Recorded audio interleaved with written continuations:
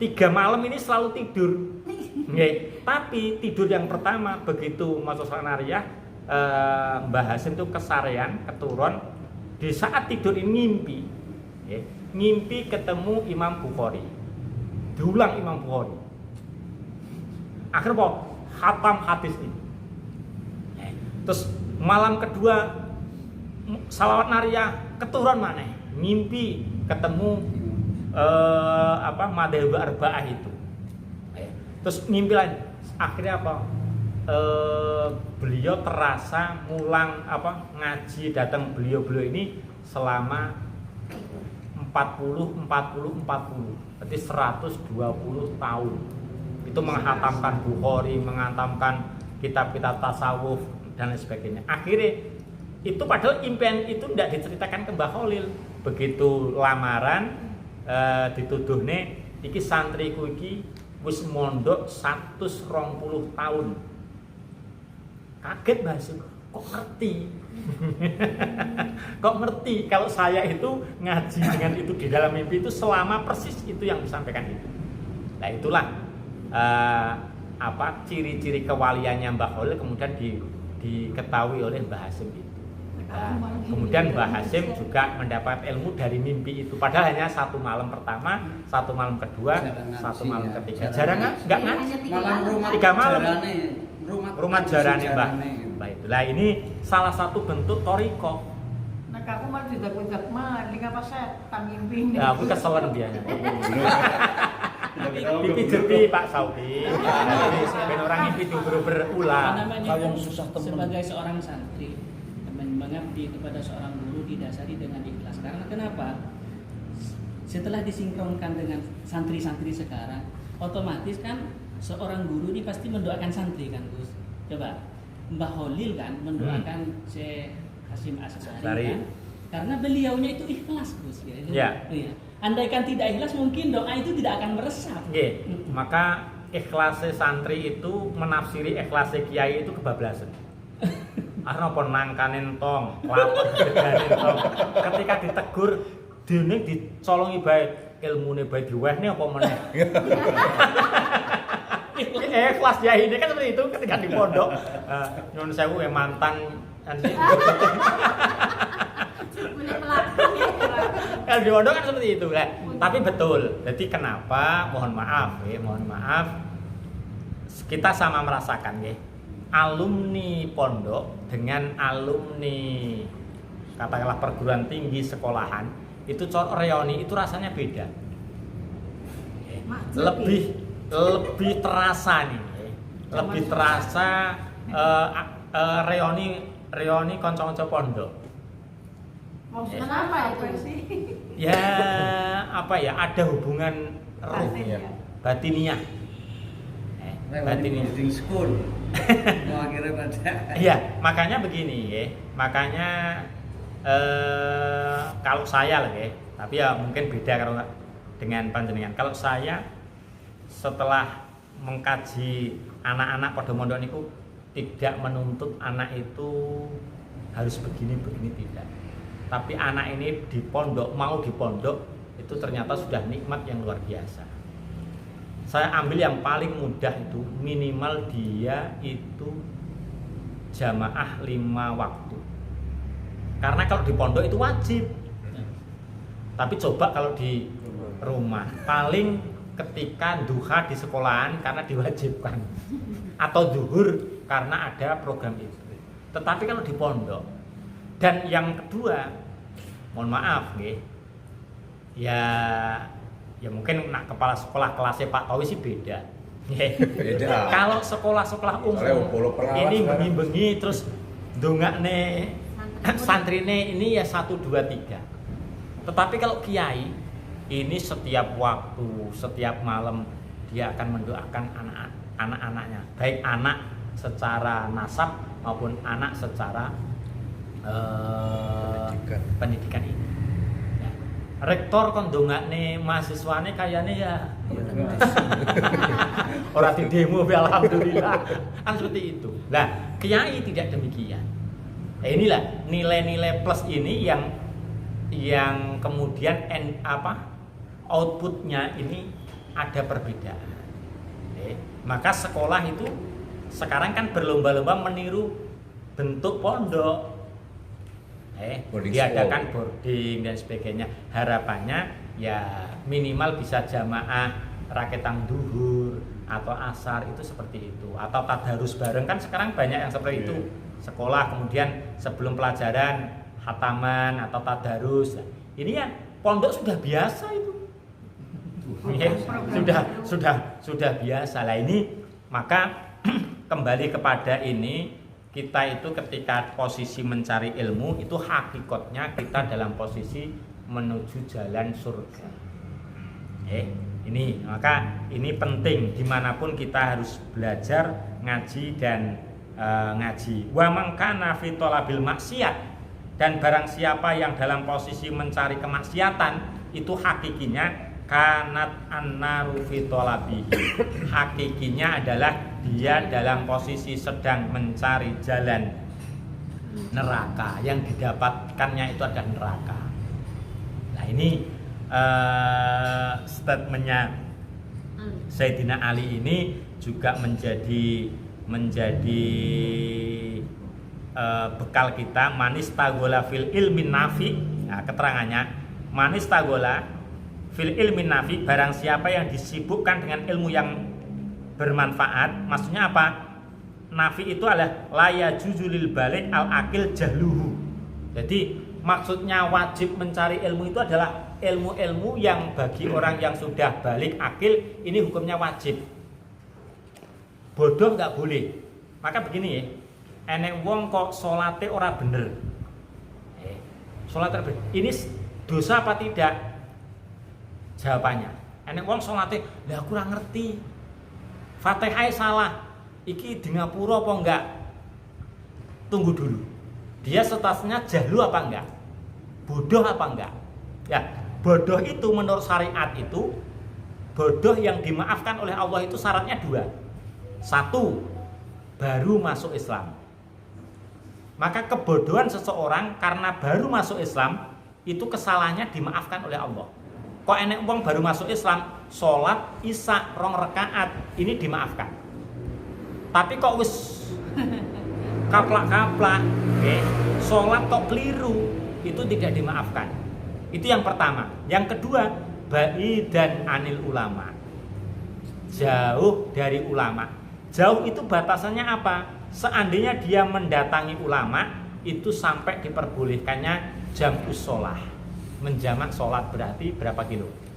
80. Iya, 80-an ke atas, 80 kilo. Maka kalau kita melihat syarat 2 ini, sekarang kalau orang di Banyumas itu nggak ada orang yang bodoh dimaafkan, itu nggak ada. Dosa. Karena apa? Islamnya sudah mulai kecil. Yang kedua, kiai olah wis malah nyempar nyandung itu apa?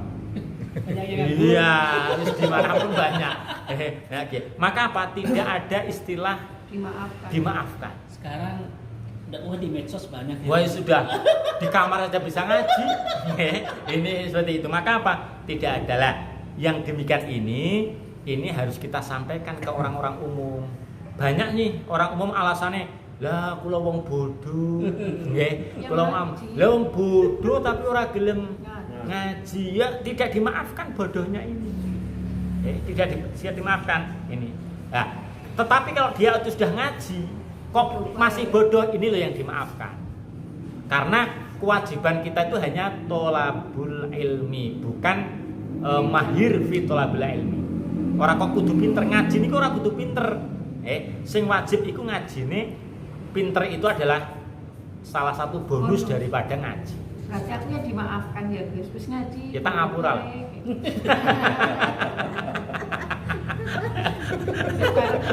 Si bodoh, Ngapura itu.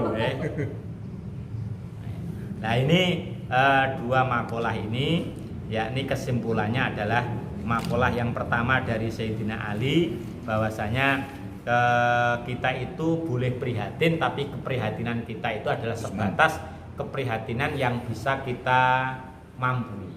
Jangan sampai keprihatinan kita itu yang terlalu. Mikir-mikir mikir bondo terlalu mikir iku mengke dadenane punika dulmatun fil qalb. Peteng no ati. Mikir-mikir keluarga terlalu.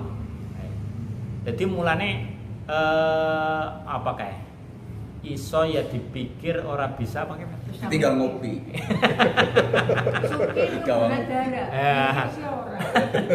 Maksudnya apa? Ketika ada masalah, ya semampu kita mikirnya. Setelah itu ya udah, Gusti, kula pun mikir niki dening ora nek solusine pun kula pasrahaken panjenengan. Itu nanti justru akan dikasih solusi.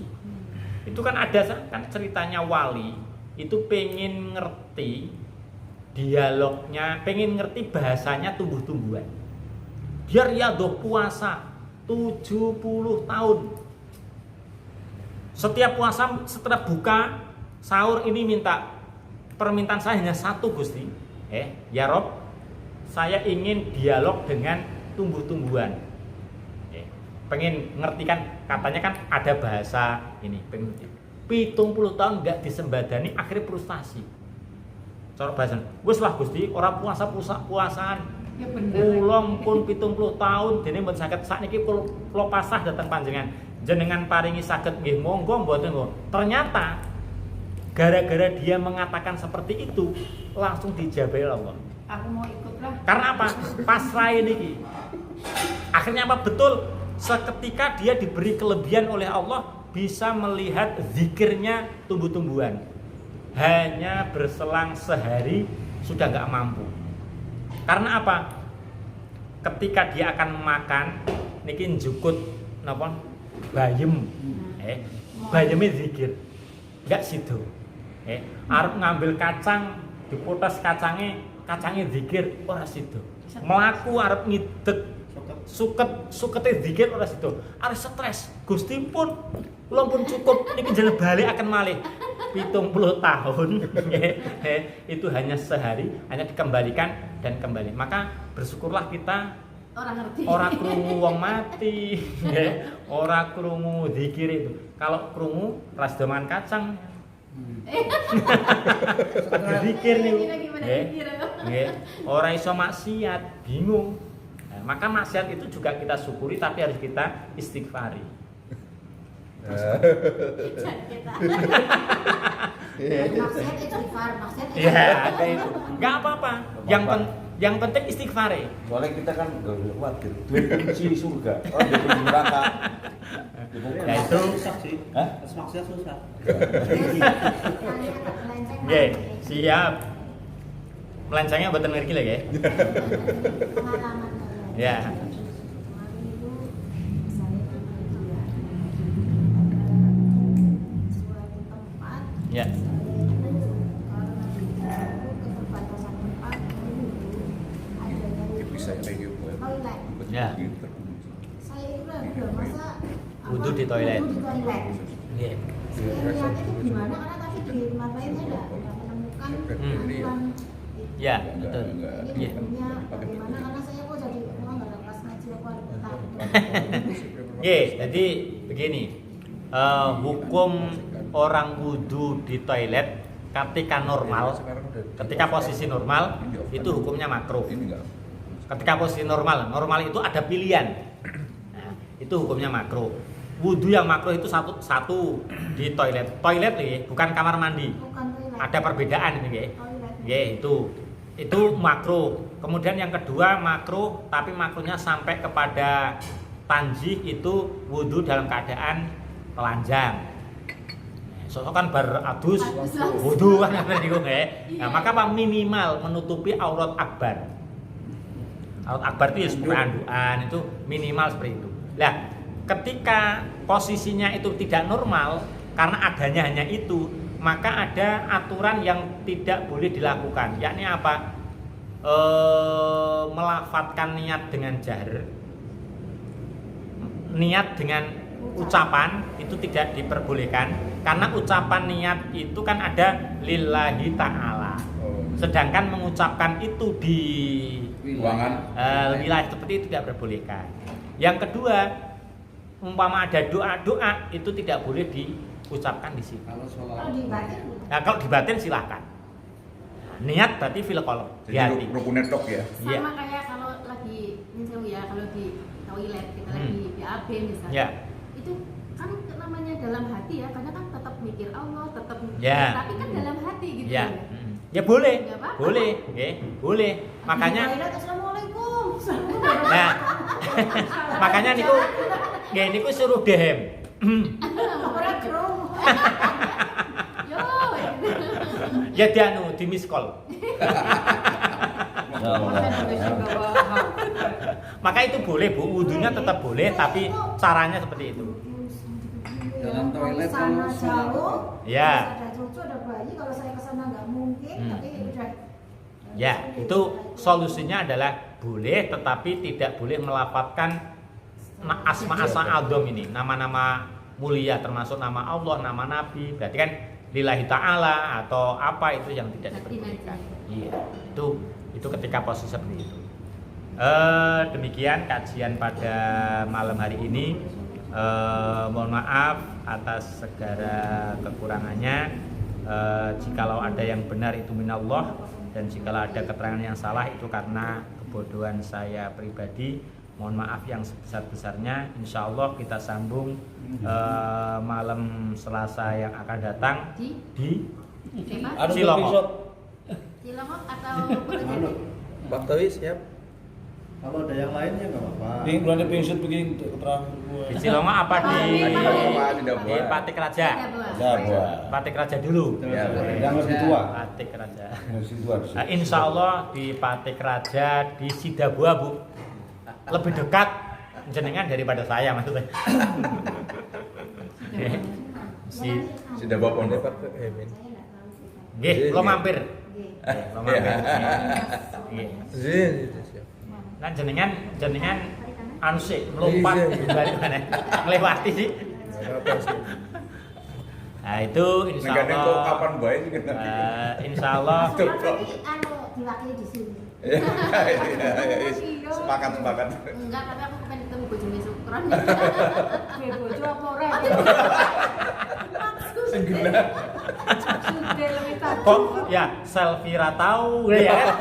Enggak orang tahu. Tapi Manu itu mengamalkan syariahnya dia. Makanya ulang lagi ya. Kurang artinya orang mati sih. Demikian kita tutup dengan bacaan surat Al-Asr. Bismillahirrahmanirrahim. Wal asri innal insana lafi khusr illa alladziina amanu wa 'amilus sholihati wa tawassaw bil haqqi wa tawassaw bis sabr. Subhanakallahumma wa bihamdika asyhadu an la ilaha illa anta astaghfiruka wa atubu ilaik. Wallahu muwaffiq lakum thoriq. Walafu minkum. Assalamualaikum warahmatullahi wabarakatuh. Waalaikumsalam.